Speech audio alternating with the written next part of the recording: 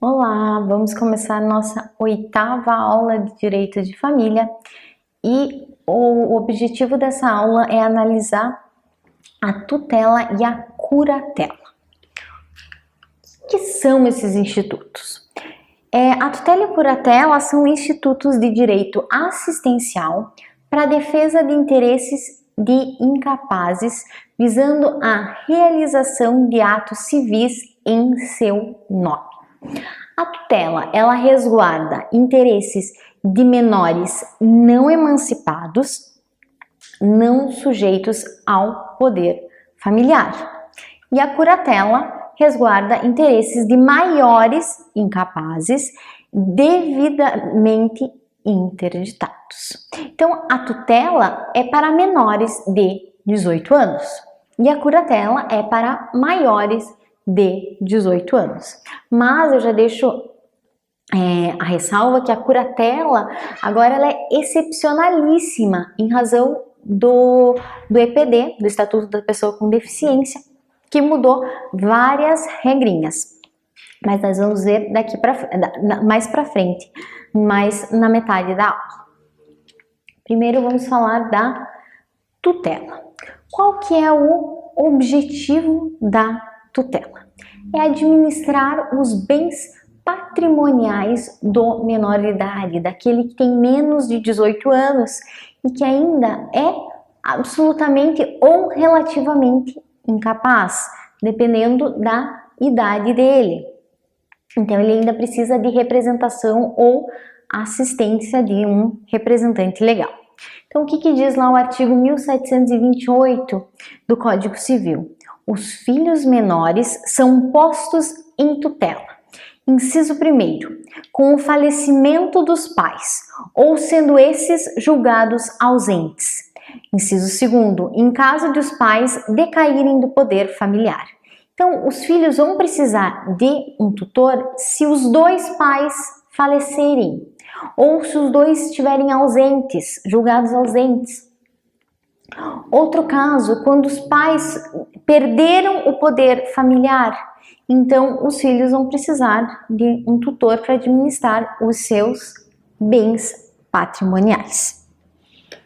E como que ocorre a nomeação do tutor? Lá no artigo 1729 está estabelecido que o direito de nomear tutor compete aos pais em conjunto. Então o pai e a mãe têm que sentar e decidir. Podem fazer um documento autêntico dizendo quem vai cuidar do patrimônio dos seus filhos, quem vai decidir sobre a vida dos seus filhos se eles não puderem, se eles estiverem impossibilitados. Parágrafo único. A nomeação deve constar em testamento ou de qualquer outro documento autêntico. Então, como o testamento tem que ser individual, os dois têm que colocar cada um no seu testamento a pessoa. Vocês podem fazer um documento juntos, uma escritura pública ou uma carta autêntica dizendo quem eles estabelecem como tutor dos seus filhos. Artigo 1731 do Código Civil. Em falta de tutor nomeado pelos pais, incumbe a tutela aos parentes consanguíneos do menor por esta ordem. Então, os pais faleceram, os pais estão ausentes por algum motivo, os pais não podem estar ali cuidando dos seus filhos. Só que eles não nomearam um tutor. Então, a princípio, vai ser obrigação de quem? Dos parentes consanguíneos, na ordem que fala o artigo 1731. Inciso 1º, os ascendentes, preferindo os de grau mais próximo aos mais remotos. Então, se tem avós, os avós, a princípio, vão ser a primeira opção para serem tutores. Então, e os de grau mais próximos vão ser preferíveis. Então, os avós preferem os bisavós. Inciso 2. Aos colaterais até o terceiro grau, preferindo os mais próximos aos mais remotos, e no mesmo grau os mais velhos aos mais moços. Em qualquer dos casos, o juiz escolherá entre eles o mais apto a exercer a tutela em benefício do menor. Então, se não tem ascendentes, ou os ascendentes são impossibilitados, são muito velhos, não têm condições, vão chamar os colaterais até o terceiro grau.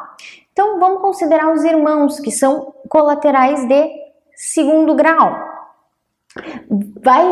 Vão preferir os mais próximos aos mais remotos, então vão preferir os irmãos, a princípio, do que um tio. E no mesmo grau, os mais velhos aos mais moços. Só que tem que considerar que tem que ter um irmão maior de idade, porque senão, a princípio, vão chamar os tios, que são de terceiro grau. E daí, o tio mais velho vai ter preferência ao tio mais novo. Mas o juiz, na hora de estabelecer o tutor, ele vai analisar quem é mais apto a exercer a tutela em benefício do menor de idade ou dos menores, porque a princípio se estabelece um tutor só para os irmãos. Então, continuando lá, o artigo 1732 diz: o juiz nomeará tutor idôneo e residente no domicílio do menor. Inciso 1º, na falta de tutor testamentário ou legítimo. Então, o juiz vai estabelecer um tutor idôneo e que esteja ali no domicílio do menor quando não tiver um estabelecido em testamento, né? Ou quando não tem alguém da família que possa ser tutor. Então, o juiz vai procurar um terceiro idôneo. Inciso 2. Quando estes forem excluídos ou escusados de tutela. Eu não trago nessa aula todas as causas de escusas e exclusão, mas está seguindo o código, você lê ali exatamente quais são as causas, é só ler, e as situações de exclusão e de escusa da tutela, que são situações que você pode dizer: eu não posso cumprir essa tutela, porque eu já tenho vários filhos, eu não posso cumprir essa tutela porque eu não moro aqui, eu não posso cumprir essa tutela, e tem vários motivos. Ou situações em que a pessoa é excluída da tutela, porque ela tem já problemas com patrimônio, situações assim. Inciso 3. Quando removidos por não idôneos o tutor legítimo e o testamentário. Tem algum problema, ele não foi idôneo, então o juiz, na prestação de contas, deu erro. O juiz vai afastar, remover e vai colocar um terceiro como tutor desses menores. Então, nós podemos dizer que tem 3 categorias de tutela. A testamentária, que é aquela do artigo 1729, parágrafo único, que foi estabelecido pelos pais em testamento. A legítima, do 1731, em que é alguém da família, né, os parentes consanguíneos. E a dativa, do artigo 1732, em que o juiz determina por um terceiro idôneo, porque não foi possível, porque não tinha um tutor testamentário, não tinha ninguém da família, parente consanguíneo, então o juiz estabelece um terceiro idôneo, que é a tutela dativa. E o artigo 1733 fala que os irmãos órfãos têm um só tutor, então um tutor comum para os irmãos, pelo princípio da unicidade da tutela. Agora nós vamos ver algumas normas para o exercício da tutela. O artigo 1740 vai dizer que incumbe ao tutor, quanto à pessoa do menor, inciso 1, dirigir-lhe a educação, defendê-lo e prestar-lhe alimentos, conforme os seus haveres e condição. Então o tutor tem que educar, tem que defender, tem que alimentar, então dá uma vida digna para o tutelado. Inciso 2. Reclamar do juiz que providencie como houver por bem quando o menor haja mister correção. Então, quando o menor precise de uma correção, o tutor tem que reclamar para o juiz e dizer que ele deve providenciar. Inciso 3. Adimplir os demais deveres que normalmente cabem aos pais, ouvida a opinião do menor, se esse já contar com 12 anos de idade. Então, se o menor já tem 12 anos, o tutor tem que escutar ele, porque com 12 anos ele já tem uma noção da realidade, uma noção do que está acontecendo, mas o tutor deve escutar a opinião do menor. Quem vai decidir é o tutor, não o menor. Mas ele deve levar em consideração o que o menor, por exemplo, acha dos seus bens, que deve ser feito, que deve ser, como deve ser cuidado.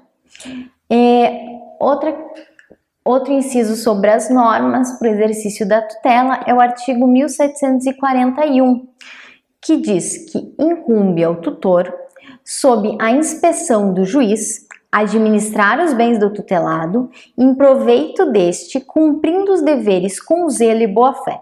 Então, a principal função do tutor, né, é administrar os bens do tutelado. Isso deve ser feito com zelo, boa-fé e sempre pensando num benefício para render esses bens, o que seria melhor para o menor, para o tutelado.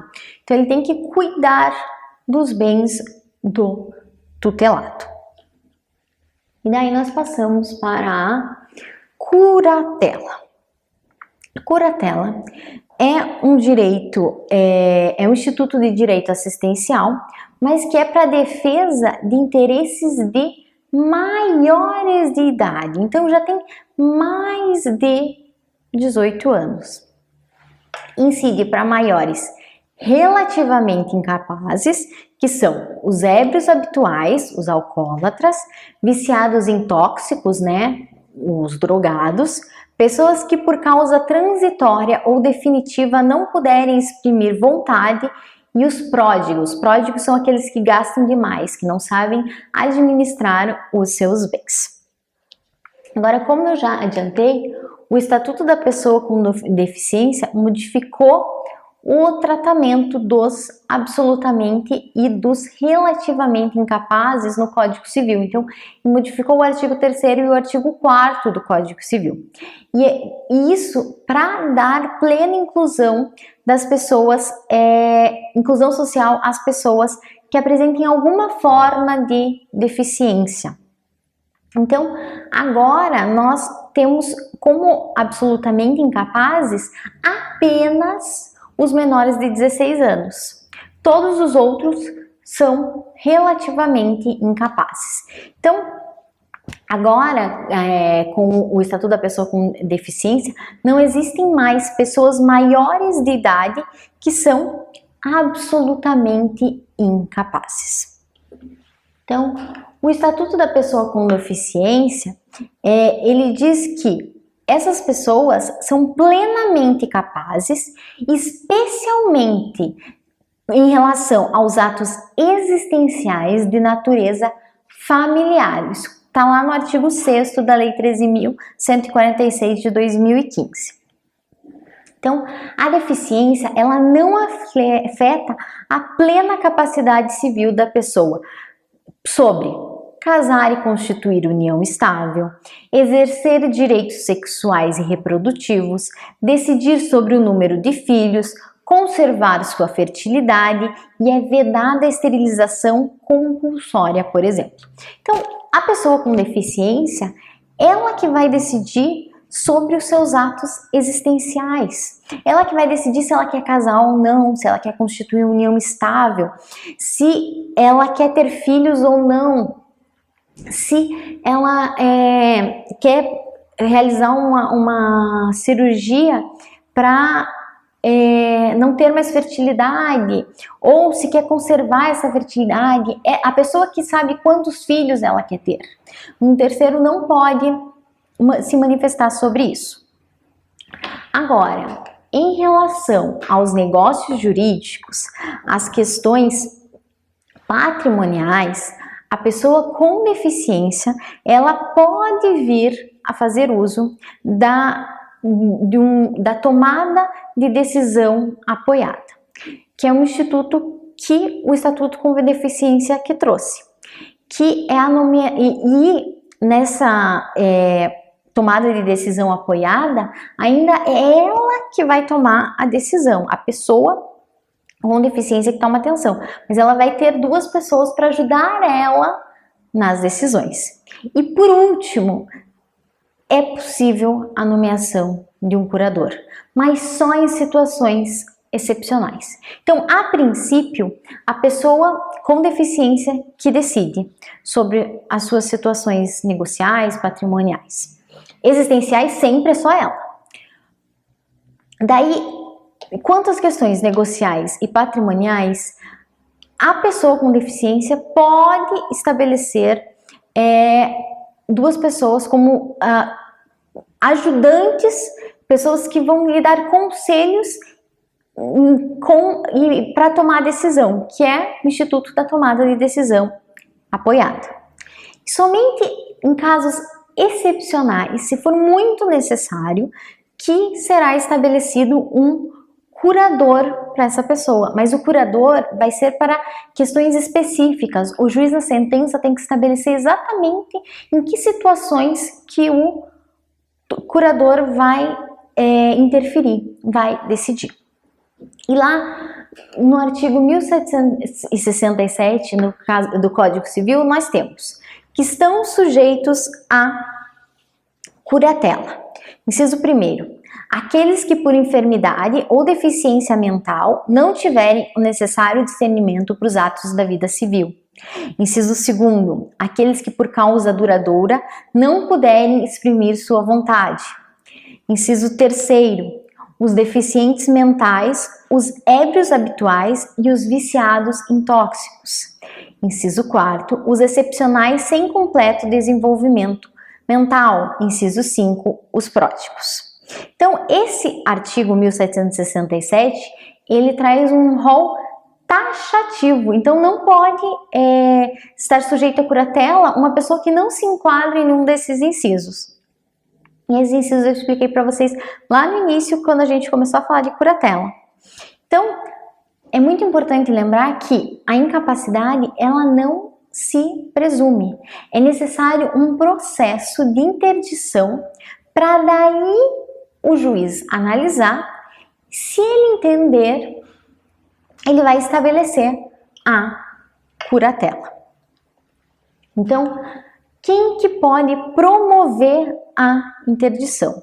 O artigo 747 do CPC, ele diz: a interdição pode ser promovida pelo cônjuge ou companheiro. Inciso 2º, pelos parentes ou tutores. Inciso 3º, pelo representante da entidade que se encontra abrigado interditando.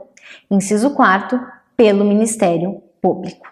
Parágrafo único. A legitimidade deverá ser comprovada por documentação que acompanhe a petição inicial. E é importante saber que a legitimidade do Ministério Público é subsidiária e extraordinária. Ele é só substituto processual, conforme o artigo 748 do CPC. Então, a princípio, quem promove a interdição é o cônjuge ou o companheiro. Se não, algum parente. A gente estudou lá na primeira aula de direito da família quem são os parentes. Então, os parentes podem pedir, promover a demanda para a interdição. Os tutores, quando ainda é menor de idade e daí vai ficar maior de idade, já entra com uma demanda para ele, entrando na maioridade, ele já ter um curador. Às vezes, muitas vezes, eles estão em entidades, se encontram abrigados, né? Então, o representante da entidade pode pedir, ele vê que a pessoa não tem condições, ele pode ingressar com a interdição. E por último, o Ministério Público, que é só subsidiariamente, se nenhum desses entrar, que daí ele pode ingressar com a demanda. O que tem que ter na petição inicial?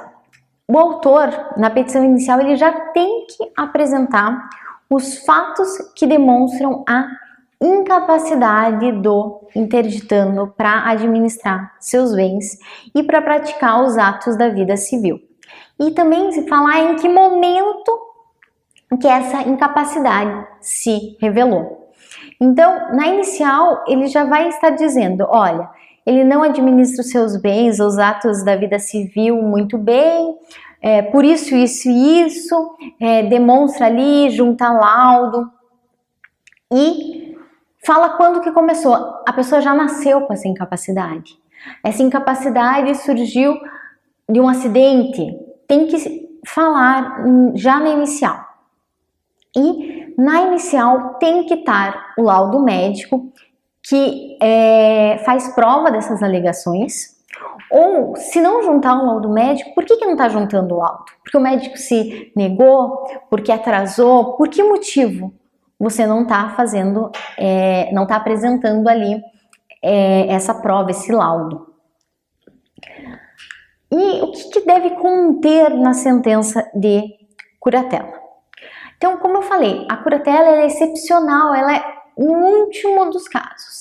Se ela for decretada, a sentença tem que determinar ali os limites, em que situações que o curador vai determinar, vai ter que agir. Então, o artigo 1755 do CPC diz: na sentença que decretar a interdição, o juiz, inciso 1º, nomeará curador, que poderá ser o requerente da interdição, e fixará os limites da curatela, segundo o estado e desenvolvimento mental do interdito. Então, o juiz vai dizer, o curador é tal pessoa, pode ser o autor da interdição ou não, pode ser uma outra pessoa, e vai determinar ali os limites da curatela, nessas situações que você vai tomar decisões. Isso levando em consideração o estado e o desenvolvimento mental do interditando. Então, se a pessoa tem alguma condição de tomar iniciativa, o juiz vai falar, olha, nessas situações o curatelado vai tomar a decisão. Nessas outras situações, cabe a você, curador, determinar, então, os limites da curatela. Inciso 2. Considerará as características pessoais do interdito, observando suas potencialidades, habilidades, vontades e preferências. Então, ele vai ter que analisar as características do curatelado. Ele vai ter que ver se aquele curatelado tem potencialidade de determinar sobre algumas situações, que habilidades essa pessoa tem, quais são as preferências, as vontades dessa pessoa. Então, é uma sentença bem complexa se você for levar em consideração todos esses pontos. E agora, para finalizar, vamos fazer uma breve revisão do que nós vimos nesta 8ª aula. Primeiro, nós falamos que tanto a tutela como a curatela são institutos de direito assistencial para a defesa de interesses de incapazes para a realização de atos civis no nome do tutelado ou do curatelado. A tutela vai resguardar interesses de menores de idade. Já a curatela vai resguardar interesses de maiores de idade, incapazes e devidamente interditados. Então, tem que ingressar com um processo judicial para se estabelecer a curatela. A tutela, o objetivo é administrar os bens patrimoniais do menor. E quando que os menores têm um tutor?